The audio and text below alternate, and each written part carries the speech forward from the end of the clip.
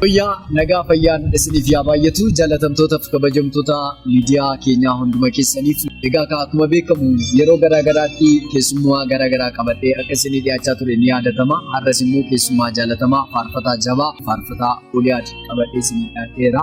Yaada garaagaraa akka nuuf ooluu fi qabadhee dhufeera. Isinis amma xumura qophii keenyatti nu hordofaa jechuun hawwii yeroo hundumaati. Kanaaf faarfataa Oliyaad faana wal bartanii kallattiidhaan gara isaatti isin dabarsa.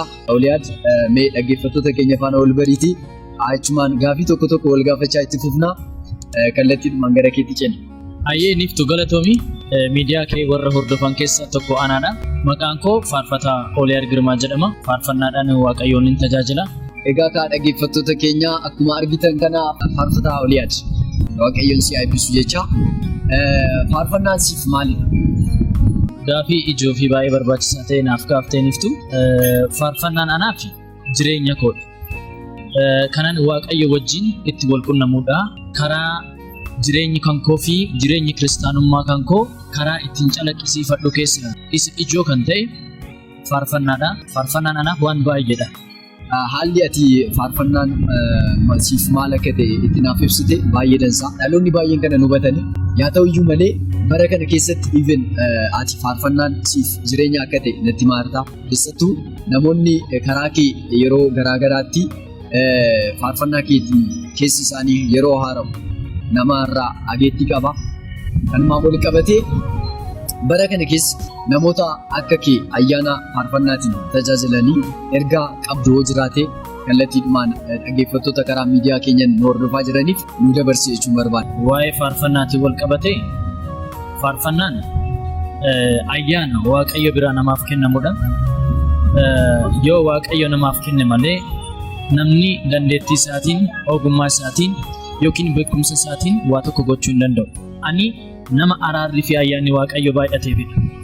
Namoonni baay'ee tajaajila kanaan ni tajaajilu yookaan immoo faarfannaadhaan ni tajaajilu. Tajaajila faarfataa ta'uu jechuun baay'ee waan dinqii. Araara Waaqayyoo siin baay'atiin nama tokko dura dhaabattee waa'ee ayyaana Waaqayyoo dubbachuun namatti ulfaata. Kanaaf yaani faarfattoonni yeroo ammaa kana keessatti tajaajilaa jiran ergaan ani isaanii qabu. Yeroo Waaqayyoon tajaajilu ofii keenya fayyadamaa akka ta'anitti amannee dhugaa fi hafuura jaalalaan Waaqayyoon akka tajaajilu. Yesus Kiristoos dhufuudhaaf balbala irra jira. Yeroon isaa dhiyaateera. Wantoonni miliikitoonni garaagaraa mul'achaa jiru. Yeroo kanatti egaa sirriitti dhugaa fi hafuuraan Waaqayyoon akka faarfannu taamsisanidha. Yaada baay'ee bareedaaf ka'uu qabudha bara kana keessattuu yaada baay'ee ka'uu qabudha kaastee Waaqayyoon si haa eebbisu kabajamii. Ayyaanni Waaqayyoo dhugumaatti sirra jira. Sirraa beeksisa. Ulfaadhuu kana caalaa sirratti haa dabalu jecha. Dhaggeeffattoota keenya karaa miidiyaa keenyaa nu hordofaa jiraniif sagalee isaa bareedaa keeroolee saniin nu faarfatu jedhanii warroonni eegaa jiran jiru waan ta'eef faarfannaa jaalattu keessaa faarfannaa tokko sagalee kee bareedaa sanaan akka dhaggeeffattoota koo biraan geessuuf barbaada. Faarfannaa amma siniin faarfadha.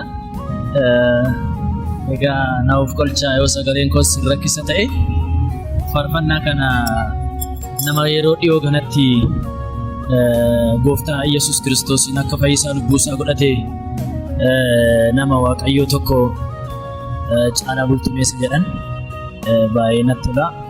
Isatu jedhee isarraa hin dhaga'e isa sinii jedha. Kanan bara dheeraadhaaf dura kee kanan dhaabadhee ooleen bullee gaa Gooftaa koo deebisaa sirraan argadhee. Gaafiin deemikee hundumaa nuusiin guutanaan jettee ergumaa kana dhageesse lubbuun koo saara galfattee kadhannaa bara dheeraadhaaf dura kee kanan dhaabadhee ooleen bullee gaa Gooftaa koo deebisaa sirraan argadhee fedhii gaara kee hundumaa nuusiin guutanaan jettee.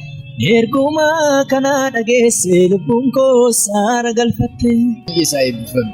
Dhugaa Waaqayyoo na baay'ee Caalaa Bultumee hawaasni keenya baay'ee jaalataa, uummanni Oromoo baay'ee jaalataa, iddoo guddaa qabuu fi baay'ee kabaju. Bara kana keessattuu waldaa araara Waaqayyoo idil addunyaa keessatti Waaqayyoon akka fayyisaa lubbuu isaa godhateera. Kana hawaasni keenya baay'ee itti gammadanii jiru.